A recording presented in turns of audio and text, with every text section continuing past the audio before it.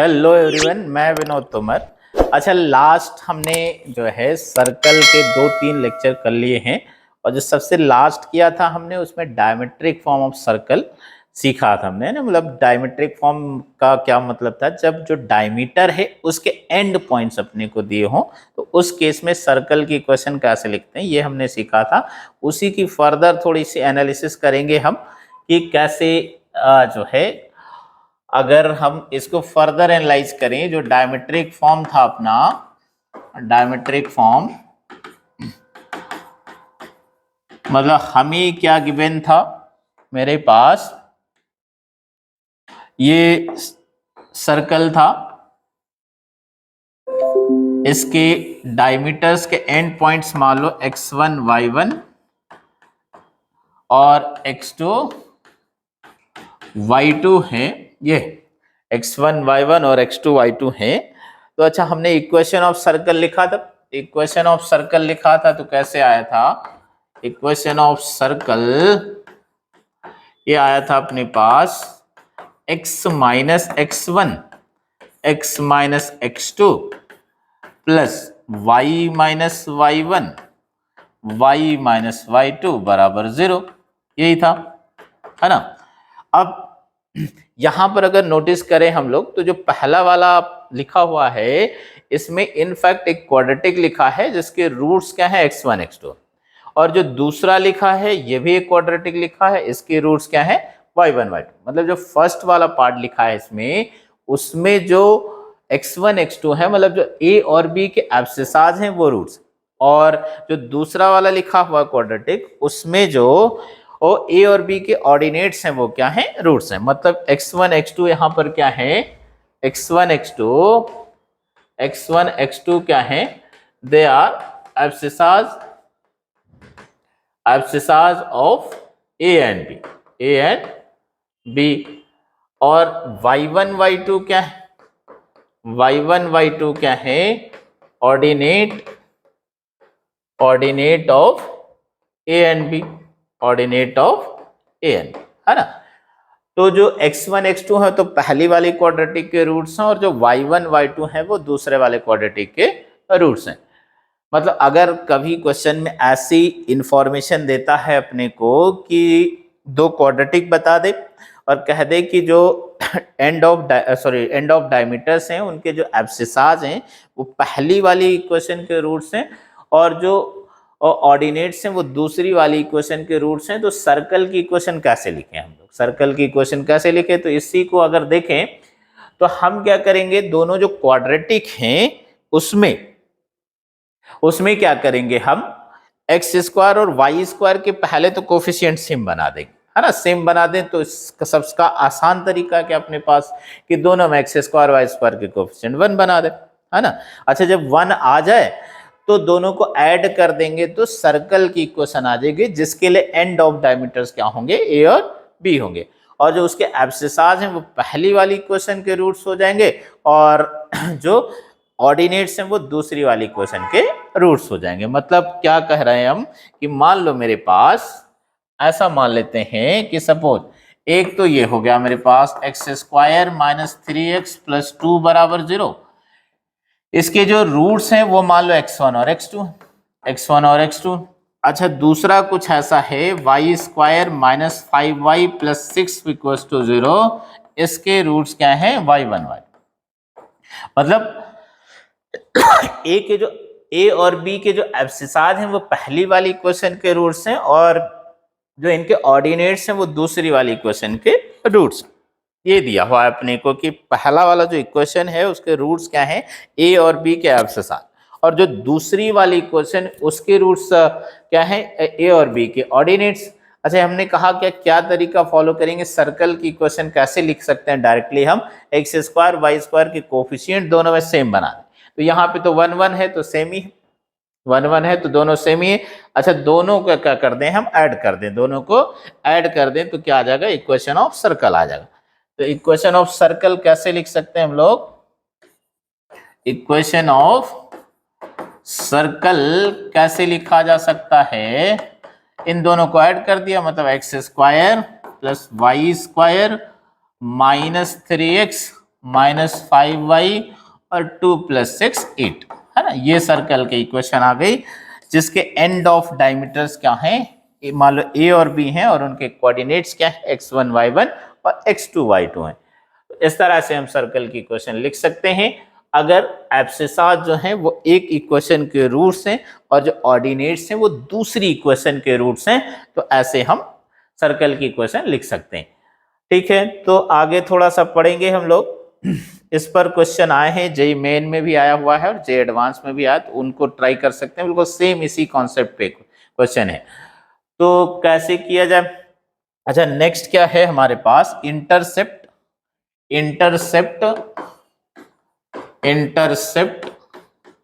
Of circle on coordinate axis,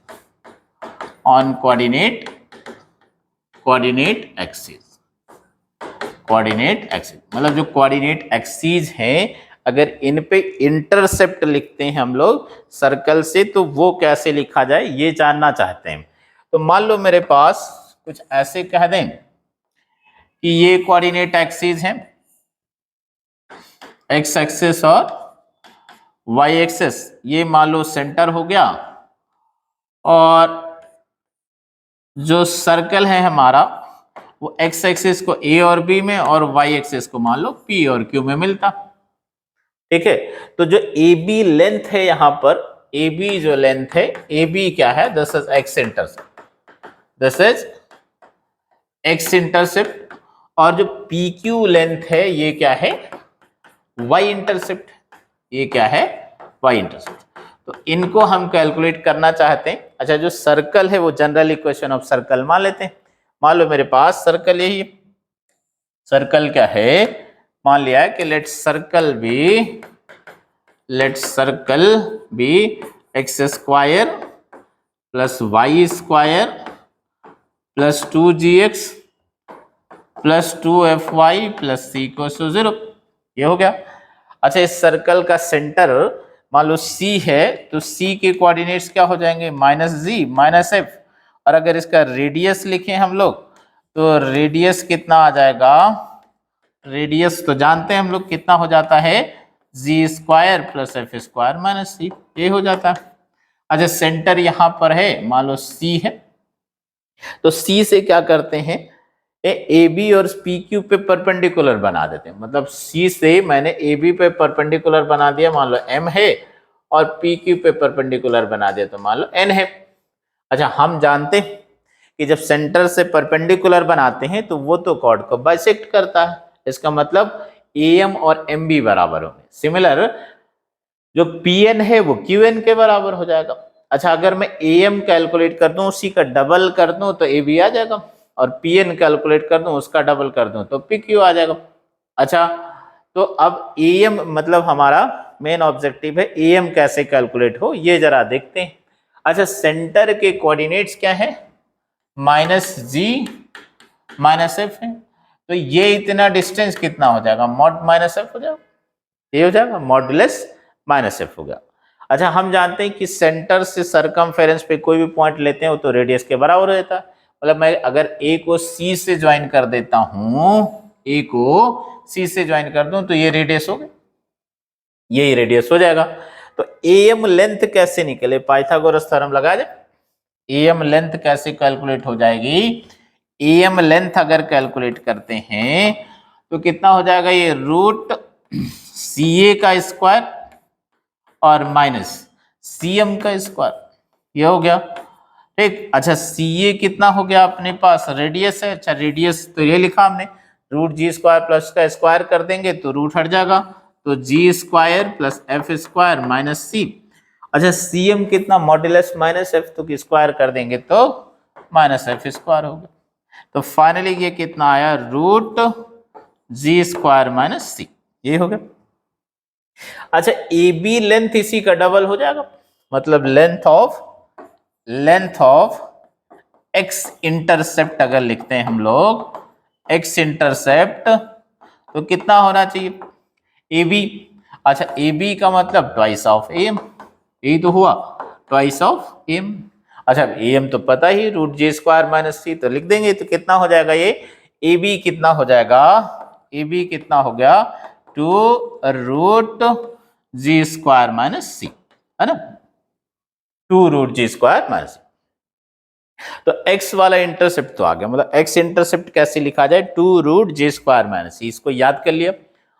अच्छा similar अब y वाला इंटरसेप्ट लिखे तो सिमेट्री से g वाला किससे रिप्लेस हो जाएगा, f से, बस इतना ही फर्क पड़ेगा, है ना। क्या हो जाएगा, सिमिलरली y वाला इंटरसेप्ट अगर लिखते हैं, सिमिलरली y इंटरसेप्ट अगर लिखें, y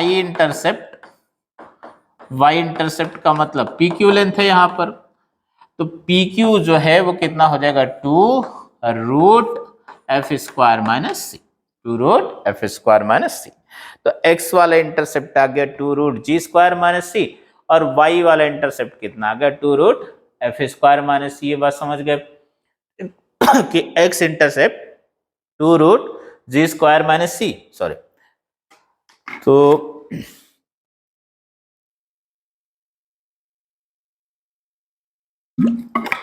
अच्छा x इंटरसेप्ट मिला अपने को 2√g² माइनस सी, और y वाला इंटरसेप्ट 2√। अच्छा इसी डायग्राम को अगर ऑब्जर्व करें थोड़ा सा और, तो हमारे पास ये दिख रहा कि अगर मैं a को थोड़ा क्लोज करना शुरू करूं, तो जैसे जैसे ए बी को क्लोज करना शुरू करूंगा तो क्या हो जाएगा, जो लेंथ है ए बी वाली वो कम होना शुरू हो जाएगा। अच्छा जब ए बी कोइंसाइड कर जाएंगे, ए बी कोइंसाइड कर जाएंगे तो उस केस में क्या हो जाएगा, जो एक्स एक्सिस है वो इनफैक्ट सर्कल के लिए टेंजेंट में कन्वर्ट हो जाएगा, है ना, या ऐसे बोल सकते हैं कि जो सर्कल है वो एक्स एक्सिस को टच करेगा।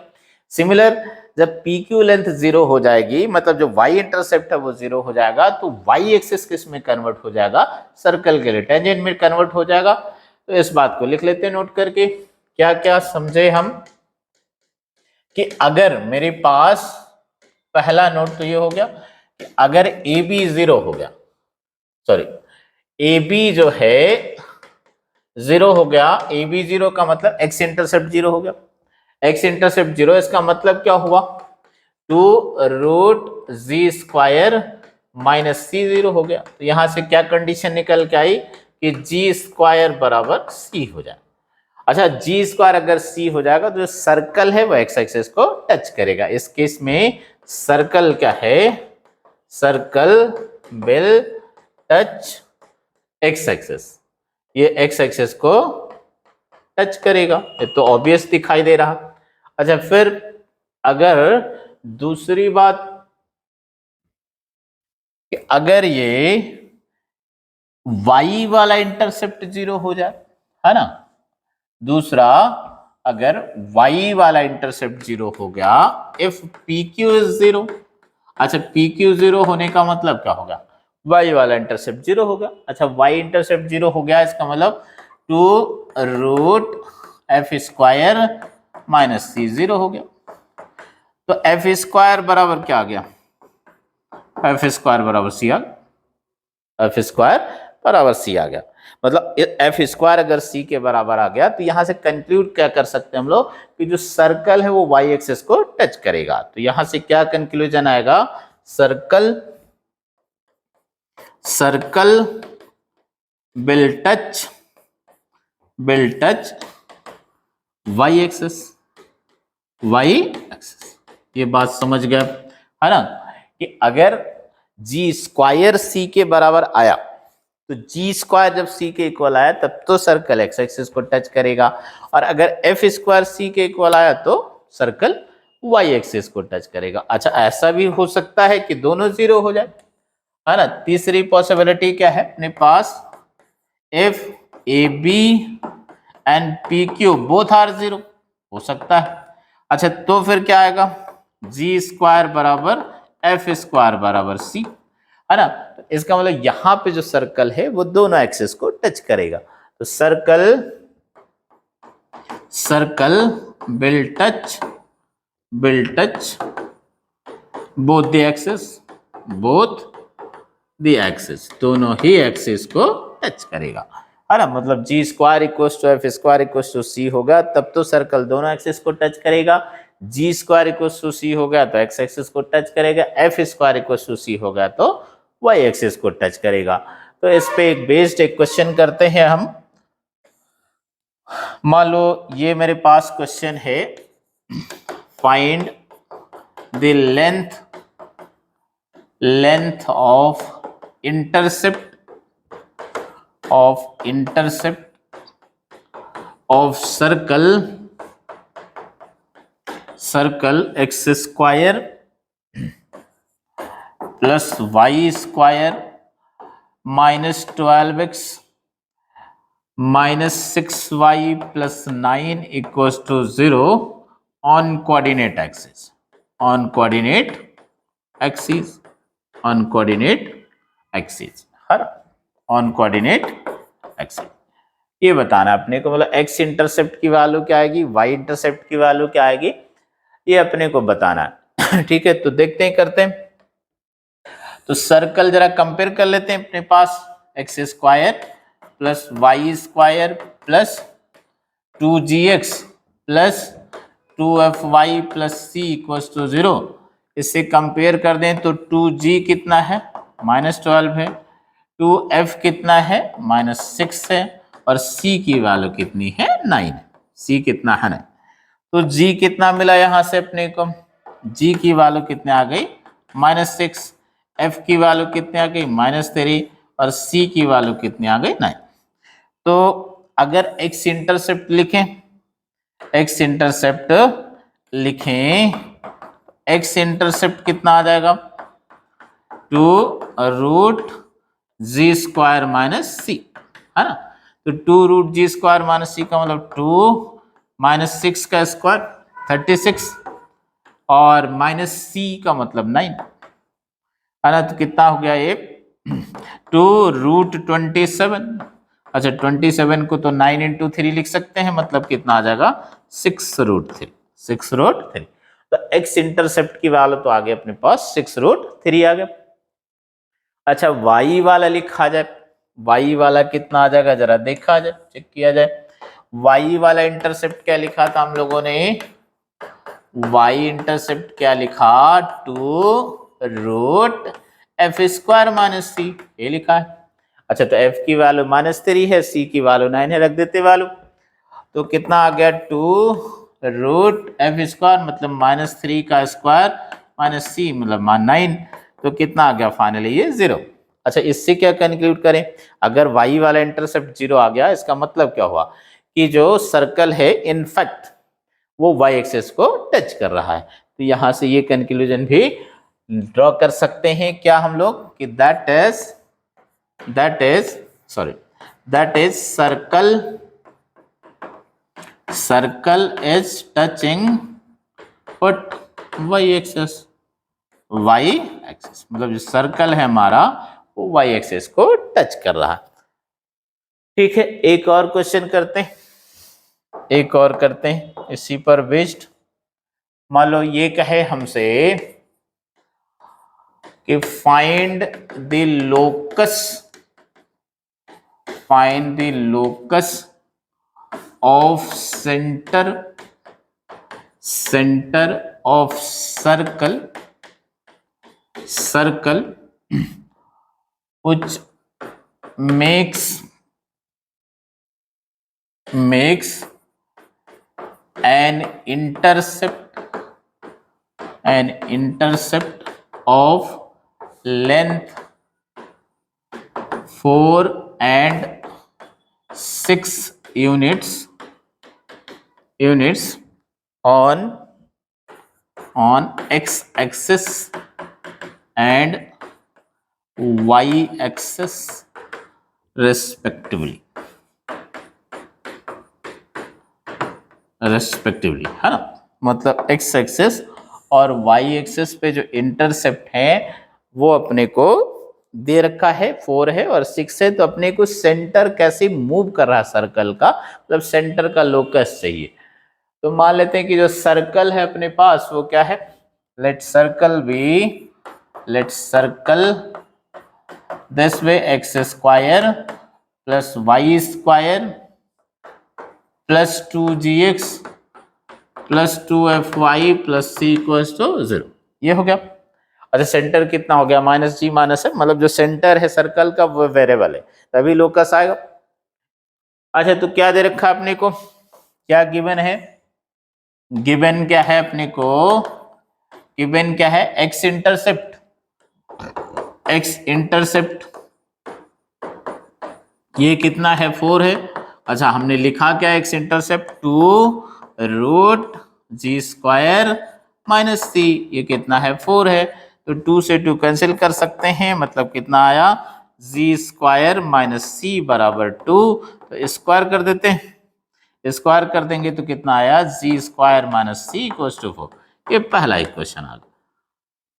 अच्छा दूसरा y वाला इंटरसेप्ट भी दे रखा अपने को, y वाला इंटरसेप्ट कितना है, y इंटरसेप्ट कितना है, ये वाला क्या दे रखा 6। अच्छा हमने क्या लिखा कि जो y इंटरसेप्ट है वो कितना होगा 2√f² माइनस सी, तो लिख देते हैं, तो ये कितना हो जाएगा 2√f² माइनस सी बराबर 6।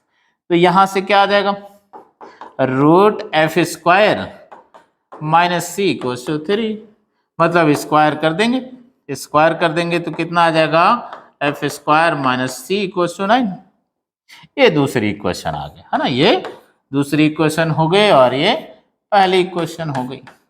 अच्छा हमको तो g और f में रिलेशन चाहिए, तो c तो नहीं चाहिए, c नहीं चाहिए, तो क्या करें c को एलिमिनेट कर देते हैं, यहाँ पे c को एलिमिनेट कर दें तो क्या कर देता हूं मैं, दूसरी इक्वेशन में पहला वाला माइनस कर देता हूं।